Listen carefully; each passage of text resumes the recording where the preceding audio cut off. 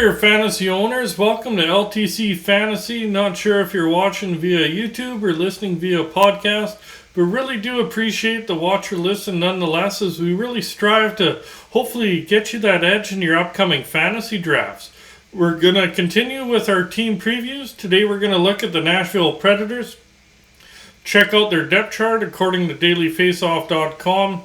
Really do find them to be the most accurate anyways, especially during the regular season there. So we'll take a look at their goaltending tandem, their defensive pairings, their forward lines, mention where different players slot on the special team units, and really try to help determine what their fantasy value is for their upcoming season, and especially for, like I mentioned, your upcoming fantasy drafts there. So we'll get right into her. Their goaltending tandem this year will be Juuse Saros and Kevin Lankinen. Now, Saros, he's 27 years old. Last year played a ton. 67 games played. Nobody played more games than Saros. He was 38, 25, and 3. Had 4 shutouts, a 2.64 goals against average, and a .918 save percentage. Realistically, they'd like to play him a little bit less. He's definitely going to be fantasy relevant, so I'm not saying pass him up in the draft for sure by any means. It's just that Riddick for him couldn't buy a save last year, so they basically overplayed Saros there. But definitely take him in your league. He'd definitely be a good goaltending option for you. The backup, Lankinen, he's 27 years old. Last year, 32 games played. He was 8, 15, and 6, 3.50 goals against average, and 891 save percentage. Pretty ugly numbers there. Don't expect him to get into 32 games this year. Probably in the 25 range is what Nashville would like, or 20 games even, to give Saros a little bit more rest. But he was on a really bad Chicago team, so to be honest, just leave him alone, because you really don't know what you're going to get. If he does play a little bit stronger in that backup role, might be somebody to pick up on the odd spot start if you have an injured goalie.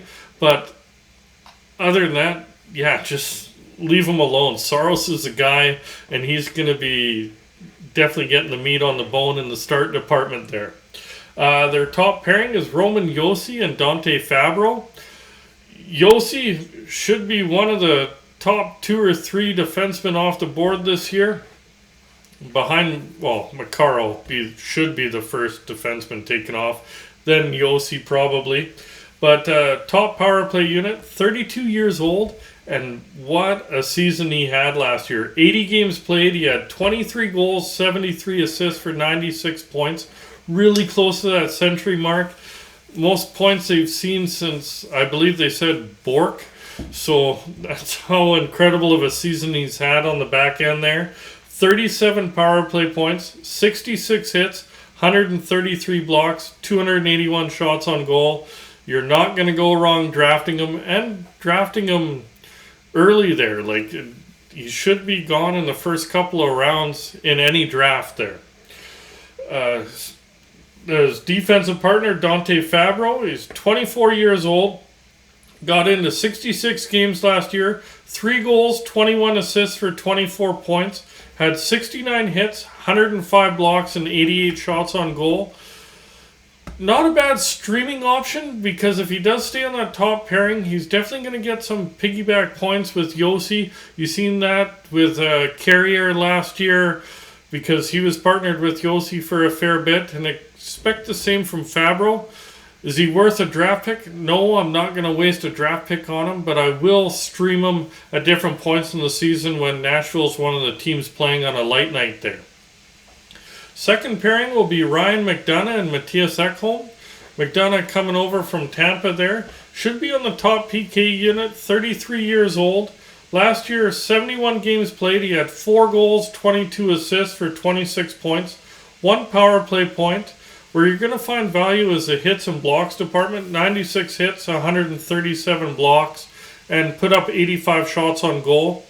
He's on that downward trend. Really, his best offensive days are behind him, so I'm leaving him alone. But doesn't mean he wouldn't be worth streaming the odd time, depending if there's other defensemen available on a light night there. Ekholm, He was should be on the second power play unit and top PK unit. He's 32 years old. Last year, 76 games played. He put up 6 goals, 25 assists for 31 points. So he's under a half point per game. Normally he's right around that 40-point range. I'm a little biased because I really do like Ekholm. I expect him to bounce back and be right around that 40-point range. So I might draft him in one of my deeper leagues. If it's a lighter league, I'm looking to stream him. Do as you may, because as I mentioned, I'm a little bit biased there, but I do find some fantasy value in him. He had 4 power play points, 79 hits, 96 blocks, and 145 shots on goal. Third pairing in Nashville will be Jeremy Lazone and Alexander Carrier.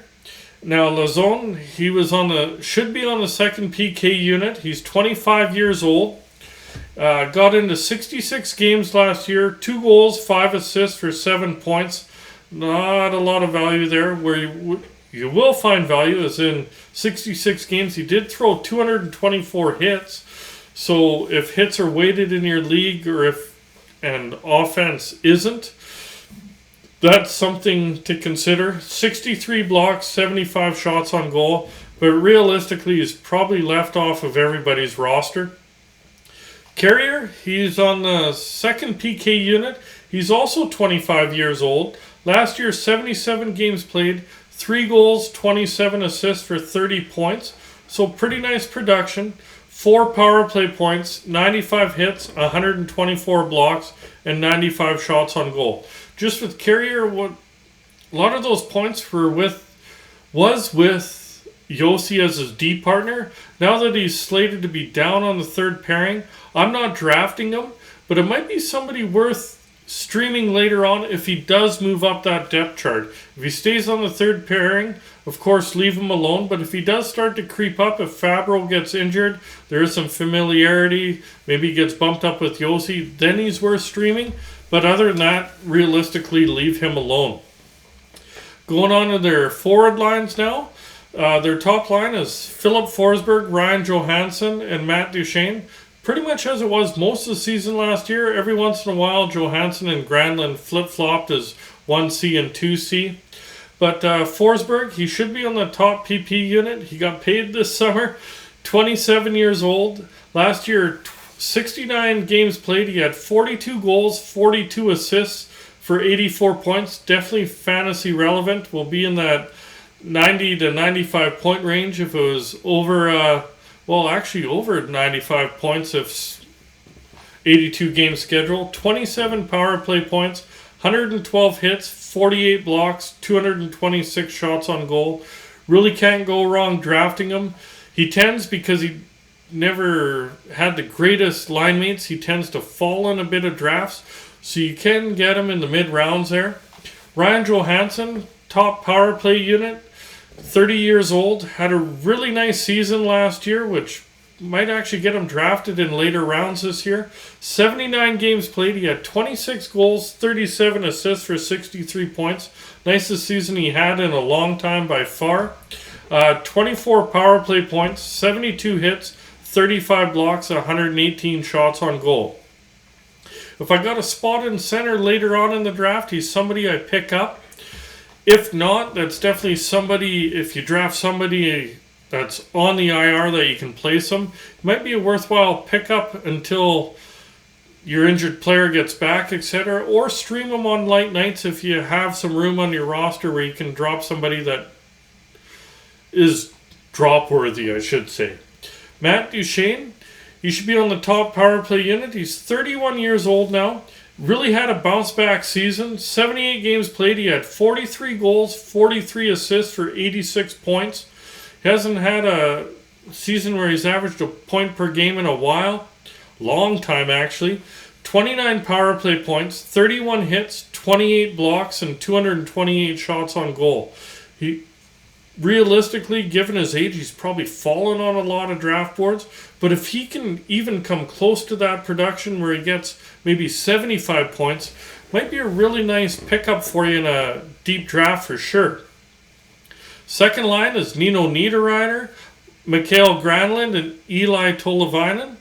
Now, Nidoreyer, he's on the second power play, 29 years old, moving up the depth chart because he was buried in Carolina because they were really, really deep. Last year, 75 games played, he had 24 goals, 20 assists for 44 points, 5 power play points, 119 hits, 17 blocks, and 144 shots on goal. Do seeing him creep up right around that 50-point mark, so he might be worthwhile, especially in deep leagues. If it's not a deep league, you might be able to stream him or pick him up in the waiver wire, see how he blends in with his new line mates first. Now, Mikhail Granland, he should be on the top power play unit, second PK unit. He's 30 years old now. Got into 80 games last year, had 11 goals, 53 assists for 64 points. So low on the goals, but really nice point total there, so he should be taken in a lot of drafts. 28 power play points, had 92 hits, 45 blocks, and 117 shots on goal. And the last one on that line is Eli Tolivinen. Should be on the second power play unit, only 23 years old. Got into 75 games last year, had 11 goals, 12 assists for 23 points, so not what you want to see point-wise production. 6 power play points, 176 hits though, had really nice hit total, 45 blocks, and 151 shots on goal. Him, I'm not drafting, but I'm putting him on a watch list for sure, because he had a really nice hit total if you're in a league that counts hits. Very offensively minded guy, but he was really buried on the third line and fourth line pretty much all season last year. Now that he's getting a shot in the top 6, nice to see what he does to start out the season, see if he does take off, then he might be worthwhile picking up there. Third line is Tanner Ginot, Colton Silsons, and Yakov Trenton. Ginot last year should be on this year should be on the top PK unit. He's 25 years old. Last year got into 81 games. He had 24 goals, so a 20 goal man on the third line is really nice production. 17 assists for 41 points. Had 3 power play points. Threw 318 hits, 64 blocks, and 124 shots on goal. If you're in a banger league, there's definitely fantasy value, and he should be drafted for sure. Because of that hit total, he's had over 20 goals and right around half point per game. Very valuable player in a banger league for sure. Colton Sissons should be on the top PK unit. He's 28 years old. Got into 79 games last year. Had 7 goals, 21 assists for 28 points. 4 power play points. Threw nice hits, 188. Definitely not Ginot's 318 there. 44 blocks and 87 shots on goal. Realistically, in almost all drafts, he'll be left off the board, but somebody that might be worth streaming in a league that counts hits and offensive isn't weighted quite as highly. Now, Yakov Trenton, he should be on the second PK unit, 25 years old. Got into 80 games played. He had 17 goals, 7 assists for 24 points. So almost a 20 goal man. 191 hits. So this line throws the body around for sure. 33 blocks and 136 shots on goal.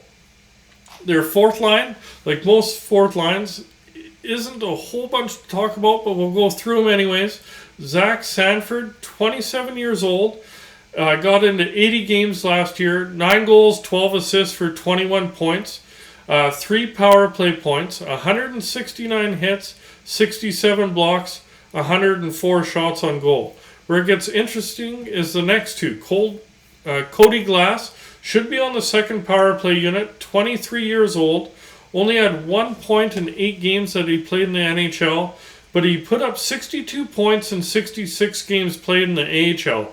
So if he can stay up with the big club and he starts producing offensively, he should move up that depth chart. It's just a matter is, are you only going to be a fourth liner, or are you going to give me that offensive production from the AHL? So he'd be somebody to moderately monitor. I wouldn't say too heavily, but might be somebody to watch a little bit. Philip Thomasino, he had a decent rookie campaign. Should be on the second power play unit.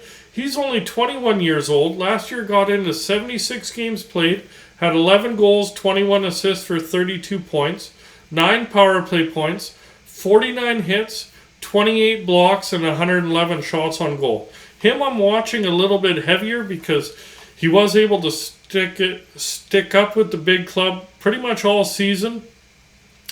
So obviously there is some trust in him. Just under half point per game. Hopefully builds on those totals. Kind of hard to say if he will because he is buried on the fourth line at least to start the season. But do watch him to see how he progresses moving up before you make any decisions there. Really do hope you did enjoy today's episode.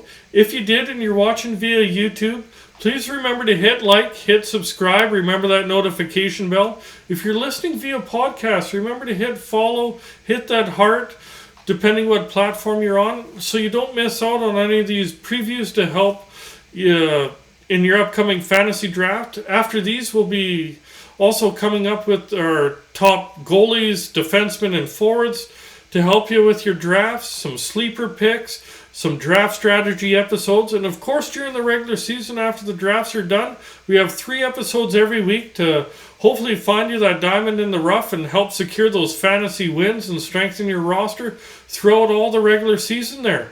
So good luck in your upcoming drafts and hope you enjoyed the episode there, fantasy owners.